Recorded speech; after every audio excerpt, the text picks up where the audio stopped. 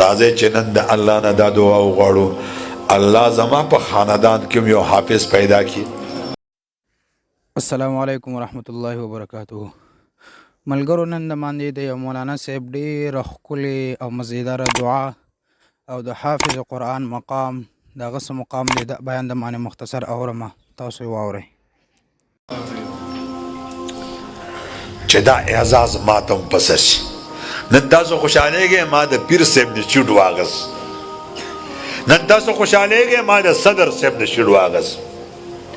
اے پلارانو، د قیامت په ورځ باندې به الله رب ذوالجلال د حافظ قرآن پلار او مور ته تاج پسروي. چې کله سړی ناظم جوړ شي او د دې تحصیل میر جوړ شي، د ماماګان بیا په ګاډي کې کاږه واږه ناسي داسې، چې مخامخ پولیس ولاړي دی پې دا ګاډی داسې په سپیډ ورولي، هغه ورته لاس یې ودرېږه لکه چېرته ځي؟ یو دیوسي جل دی، ته چکن کېږي دی. ورته ته ما نه پېژنې څوک یم؟ وایي ته څوک یې؟ زه د پلاني میر صاحب ورور یم.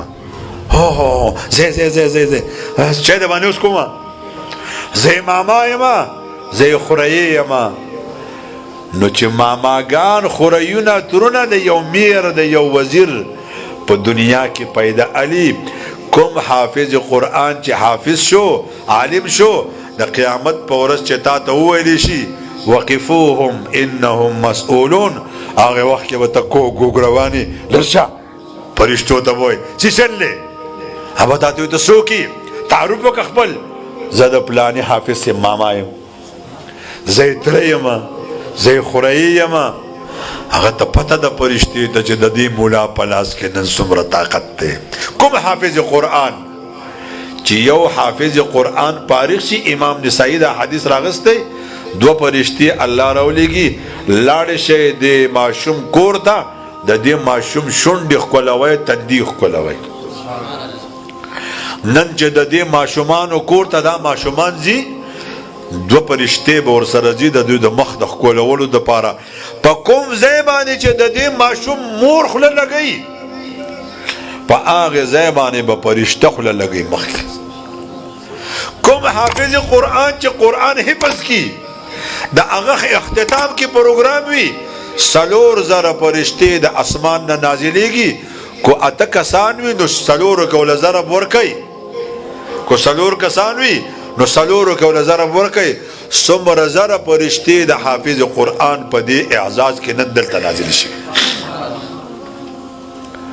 خو ډېر ماشومان موږ داسې لیدلي دي چې هغه فارغ شي او بیا ناظم صاحب آواز کوي دا اسماعیل چې د پلاني زوی دی مرحوم،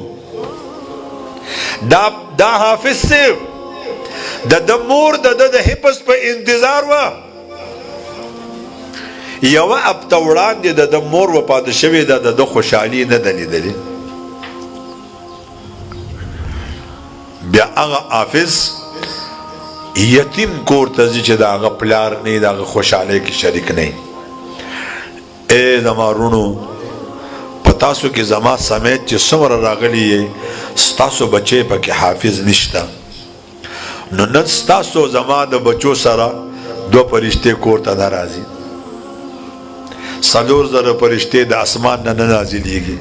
راځئ چې نن د الله نه دا دعا وغواړو الله زما په خاندان کې یو حافظ پیدا کړي،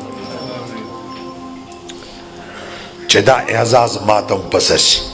نن تاسو خوشحالیږئ ما د پیر صاحب نه چیټ واغس، نن تاسو خوشحالیږئ ما د صدر صاحب نه چیټ واغس. اے پلارانو، د قیامت په ورځ باندې به الله رب ذوالجلال د حافظ قرآن پلار او مور ته تاج پسروي.